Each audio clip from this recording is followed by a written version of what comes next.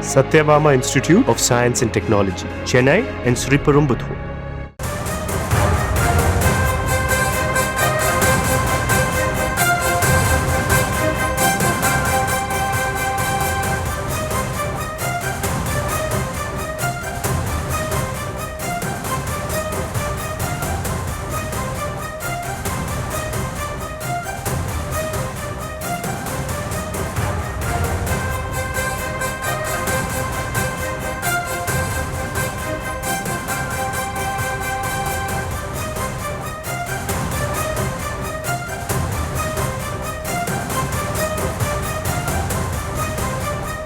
அண்மை செய்திகளை பார்த்து வருகிறோம். டாஸ்மாக் தொடர்பான வழக்கில் மேற்கொண்டு நடவடிக்கை எடுக்க ஏற்கனவே தடை விதிக்கப்பட்டிருந்த தொடர்பான வழக்கில் உயர்நீதிமன்றம் உத்தரவு பிறப்பித்திருக்கிறது.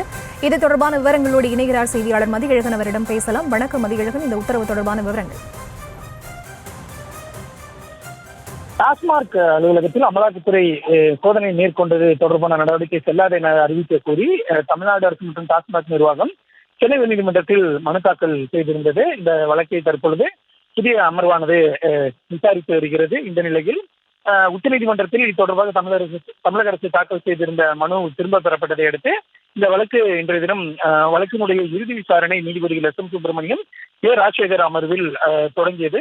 டாஸ்மாக் நிறுவனம் தரப்பில் மூத்த வழக்கறிஞர் விக்ரம் சௌத்ரி ஆஜராகி டாஸ்மாக் நிறுவனம் தரப்பு வாதத்தை முன்வைத்தார். அப்பொழுது அமலாக்கத்துறையினுடைய சோதனையின் பொழுது பெண் அதிகாரி உள்ளிட்டோர் தொடர்ந்து 60 மணி நேரம் ஒரே இடத்தில் வைக்கப்பட்டிருந்தாலும் ஒரு சிலர் மட்டுமே நள்ளிரவு 1 மணியில் வீட்டுக்கு அனுமதிக்கப்பட்டதாக கூறினார்.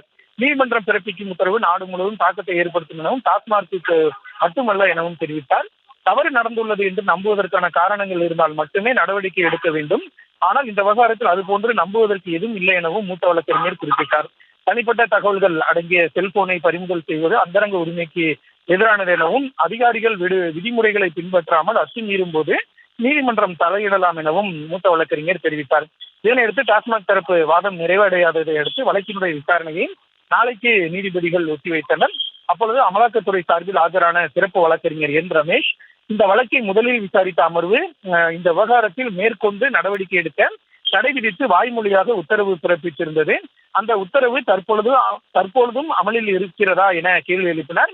இதற்கு இந்த அமர்வு அது போன்ற எந்த உத்தரவையும் பிறப்பிக்கவில்லை எனவும் உத்தரவில் எழுத்துப்பூர்வமாக இருப்பதை மட்டுமே இந்த அமர்வு பின்பற்றும் எனவும் நீதிபதிகள் தெரிவித்தனர். இதற்கு எதிர்ப்பு தெரிவித்த தமிழக அரசினுடைய தலைமை வழக்கறிஞர் மேற்கொண்டு எந்த நடவடிக்கையும் எடுக்க மாட்டோம் என அமலாக்கத்துறை உறுதி அளித்ததாகவும் அதன் அடிப்படையிலேயே வாய்மொழியாக உத்தரவு பிறப்பிக்கப்பட்டதாகவும் நீதிபதிகளிடம் கூறினார்.